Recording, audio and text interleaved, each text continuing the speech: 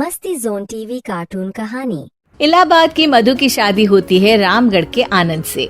Nature से कामचोर मधु के सामने जब पूरे ससुराल की जिम्मेदारी पड़ती है तो कैसे वो उससे बचने के लिए करती है एक नाटक। चलिए देखते हैं।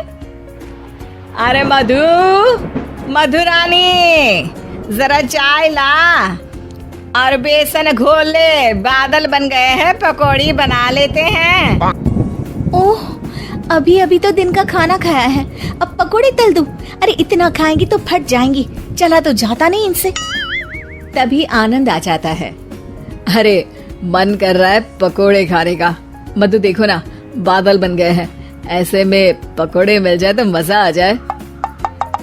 अरे अभी तो बादल बने हैं, जरा 2-4 बूंद टपक तो जाने दो, बना दूंगी पकोड़े भी। ये बोलकर मधु वहाँ से चली जाती है। अरे मधु बूंदे भी बरस गई, अब तो बना दो पकोड़े। अरे बूंदा बूंदी तो रोज होती है, जरा जमकर बरसे तो पकोड़े तलने में और सिखाने में दोनों में मजा आ जाए। ये बोलकर मधु वहाँ से चली जाती है और मधु के साथ ही बूंदा बांदी कर बादल भी चले जाते हैं। मधु अपने कमरे में जाकर कहती है, अरे भगवान, ये सारा कमरा फैला हुआ है, कैसे साफ होगा? तभी मधु को आइडिया आता है और वो जोर जोर से चिल्लाती है, हे भगवान, मेरा 2000 रुपए का नोट कहाँ चला गया? किसी ने देखा क्या मेरा 2000 का नोट?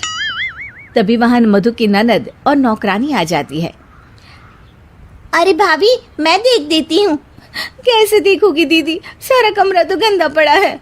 अरे हटो ना, मैं साफ किए देती हूँ, मिल गया तो दे दूंगी।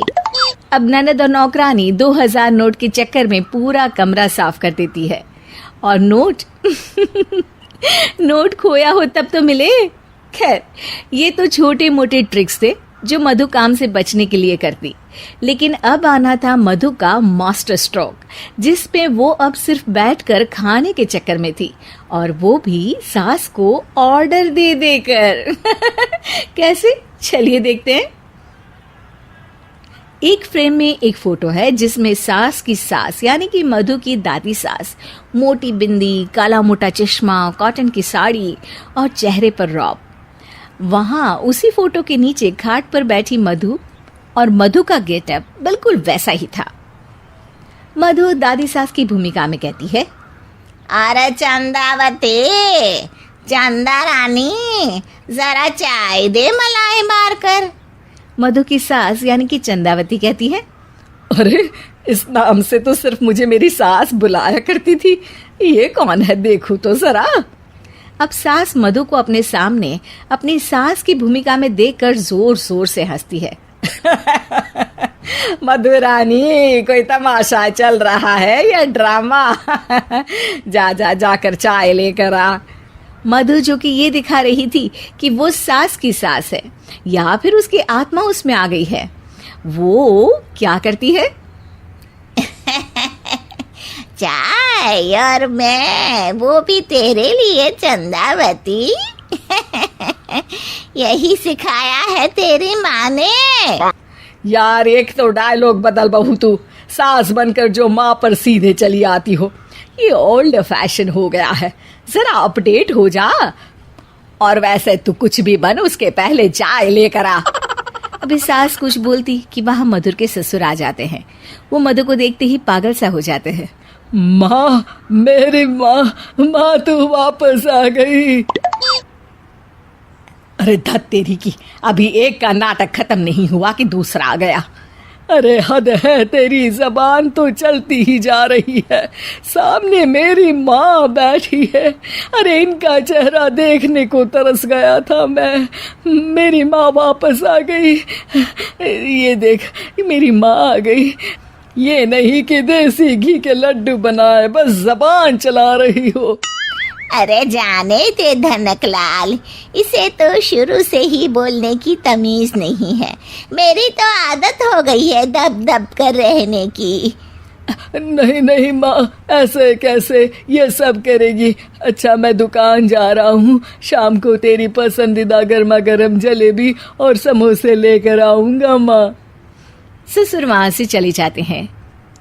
अब बेचारी सास अपनी ही बहू के नाटक में फंसकर सारा दिन सारी रात काम करती। लेकिन कब तक? एक दिन की बात है। बेटा आनंद, मेरे तो हाथ पैर सब दर्द हो रहे हैं, मुझसे नहीं होता इस उम्र में इतना काम।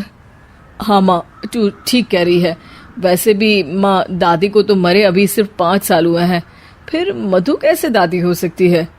अरे वही तो बेटा, मैं तो ये सोच रही थी कि कहीं दादी मधु के रूप में तो पैदा नहीं हो गई। मतलब ना, ये सारा नाटक है बेटा, लेकिन अब जल्द से ये नाटक बंद करा दे तू।